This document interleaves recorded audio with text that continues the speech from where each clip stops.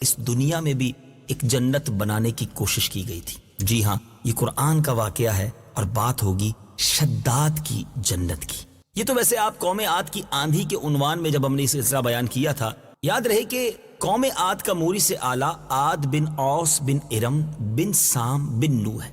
اس عاد کے بیٹوں میں شداد بھی ہے۔ یہ بڑی شان و شوکت کا بادشاہ ہوا ہے۔ اس نے اپنے وقت میں تمام بادشاہوں کو اپنے جھنڈے کے نیچے جمع کر کے سب کو اپنا مطیع اور فرما بردار بنا لیا۔ اس نے پیغمبروں کی زبان سے جنت کا جب ذکر سنا تو اس نے سوچا کہ دنیا ہی میں جنت بنا لیتے ہیں۔ اس ارادے سے اس نے ایک بہت بڑا شہر بنایا جس کے محل سونے چاندی کی اینٹوں کے بنائے اور اس کے اندر زبرجد اور یاقوت کے ستون بنائے۔ ان کی عمارتوں میں موتیوں کے ستون، ہیروں کے ستون نصب کیے گئے اور ایسے ہی فرش مکانوں میں بنائے گئے۔ سنگریزوں کی جگہ یعنی کنکروں کی جگہ جو ہے وہ آبدار موتی بچھائے گئے۔ ہر محل کے گرد جواہرات سے پر نہریں جاری کی گئیں۔ قسم قسم کے درخت زینت اور سائے کے لیے لگائے گئے۔ الغز اس سرکش نے اپنے خیال سے جنت کی تمام چیزیں اور ہر قسم کے عیش و عشرت کا سامان جو تھا اس شہر پہ بنا لیا۔ جب یہ شہر مکمل ہو گیا، ذرا سنیے گا اللہ کی قدرت کا کیسا نظارہ ہے۔ جب یہ عالی شان پتہ نہیں کیا کچھ اس نے اس میں نہیں بنایا، اور اس کے نزدیک یہ جنت تھی، ہر چیز اس دنیا کی موجود تھی۔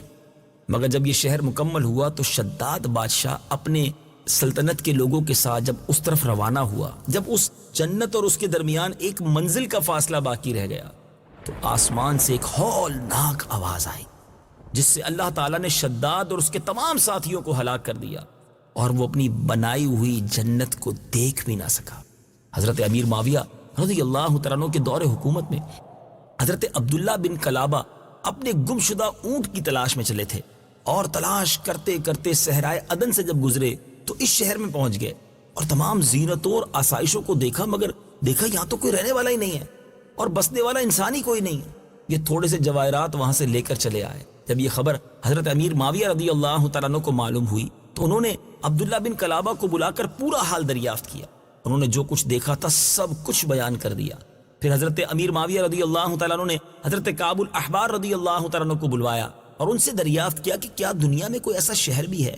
تو انہوں نے فرمایا ہاں، اس کا ذکر قرآن مجید میں آیا ہے۔ یہ شہر شداد بن عاد نے بنایا تھا لیکن عذاب الہی سے ہلاک ہوا اور اس کی قوم میں سے کوئی ایک آدمی بھی باقی نہ بچا، اور کہا کہ آپ کے زمانے میں ایک مسلمان جس کی آنکھیں نیلی، قد چھوٹا اور اس کے ابرو پر ایک تل ہوگا اور اپنے اونٹ کو تلاش کرتے ہوئے اس ویران شہر میں داخل ہوگا۔ حضرت کعب الاحبار نے یہ بھی بتا دیا۔ اتنے میں عبداللہ بن کلابہ آ گئے تو کعب الاحبار نے ان کو دیکھ کر فرمایا کہ یہی وہ شخص ہے جو شداد کی بنائی ہوئی جنت کو دیکھے گا۔ ہاں، یہی وہ شخص ہے۔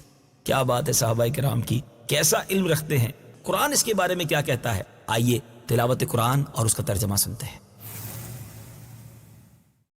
أَلَمْ تَرَ كَيْفَ فَعَلَ رَبُّكَ بِعَادٍ إِرَمَ ذَاتِ الْعِمَادِ الَّتِي لَمْ يُخْلَقْ مِثْلُهَا فِي الْبِلَادِ وَثَمُودَ الَّذِينَ جَابُوا الصَّخْرَ بِالْوَادِ وَفِرْعَوْنَ ذِي الْأَوْتَادِ الَّذِينَ طَغَوْا فِي الْبِلَادِ فَأَكْثَرُوا فِيهَا الْفَسَادَ فَصَبَّ عَلَيْهِمْ رَبُّكَ سَوْطَ عَذَابٍ۔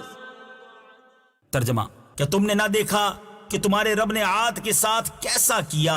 وہ ارم ستونوں جیسے قد والے کہ ان جیسا شہروں میں پیدا نہ ہوا، اور سمود جنہوں نے وادی میں پتھر کی چٹانیں کاٹی، اور فرعون جو میخوں والا تھا جنہوں نے شہر میں سرکشی کی، پھر ان میں بہت فساد پھیلا دیا تو ان پر تمہارے رب نے عذاب کا کوڑا برسایا۔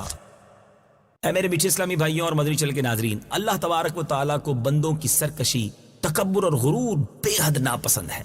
اس لیے خداوند قدوس کا دستور ہے کہ جو سرکش اور متکبر قوم جس نے زمین میں اپنی سرکشی اور ظلم اور عدوان سے فساد پھیلایا، اس قوم کو قہر الہی نے کسی نہ کسی عذاب کی صورت میں ظاہر ہو کر ہلاک اور برباد کر دیا۔ شداد اور قوم عاد کے دوسرے افراد سب اپنی سرکشی اور تکبر کی وجہ سے اللہ عز و جل کے غضب کے شکار ہوئے، تو خداوند قہار و جبار کے عذابوں نے ان سب سرکشوں اور ظالموں کو تباہ و برباد کر کے صفائے ہستی سے حرف غلط کی طرح مٹا دیا۔ لہٰذا ان قوموں کے عروج و زوال اور ان لوگوں کے عذاب الہی سے پامال ہونے والی داستانوں سے ہم سب کو عبرت اور نصیحت حاصل کرنی چاہیے، کیونکہ قرآن کریم میں ان اقوام کے انجام کے ذکر کا مقصد ہی یہ ہے کہ اہل قرآن ان کی داستان سن کر عبرت پکڑیں، خوف الہی سے ہر دم لرزا رہیں۔ مسلمانوں کو لازم ہے کہ قرآن مجید کی بکثرت تلاوت کریں اور اس کا ترجمہ بھی پڑھا کریں اور اس کے یہ واقعات سنیں، تفسیر پڑھیں۔ اے میرے میٹھے اسلامی بھائیوں، اب تو صراط الجنان تفسیر قرآن آپ کے پاس ہے، کتنی آسان اردو میں ترجمہ قرآن بھی ہے، تفسیر قرآن بھی ہے، اس میں بھی یہ واقعات موجود ہیں۔ اے میرے میٹھے اسلامی بھائیوں، ہمیں تکبر سے بچنا ہے۔ جو کچھ میرے اور آپ کے پاس ہے وہ رب نے دیا ہے، چاہے دولت ہے، چاہے شہرت ہے، چاہے عزت ہے، چاہے خوبصورتی ہے، چاہے آواز ہے، جو کچھ ہے میرے اور آپ کے پاس وہ رب کی عطا کردہ ہے۔ تکبر کس بات کا؟ رب جب چاہے اسے واپس لے سکتا ہے۔ متکبرین رب کو پسند نہیں ہے۔ اللہ جتنی نعمتیں عطا کرے اتنا سر جھکنا چاہیے، اتنی عاجزی اور انکساری ہونی چاہیے، اتنا رب کی فرما برداری ہونی چاہیے۔ یہ قوموں کے احوال ہمیں بتا رہے ہیں کہ جنہوں نے سر اٹھا کر معاذ اللہ رب کے سامنے سرکشی کی، ان کے سر ہی کو ختم کر دیا گیا، ان کا وجود ہی کہیں باقی نہ بچا، ان کی داستان نہیں ہے آج دنیا میں۔ اتنی بڑی جنت بنا کر بھی اپنی جنت نہ دیکھ سکا، کیونکہ چلا تھا قدرت سے مقابلہ کرنے۔ اللہ مجھے اور آپ کو فرما بردار اور عاجزی کا پیکر بنائے۔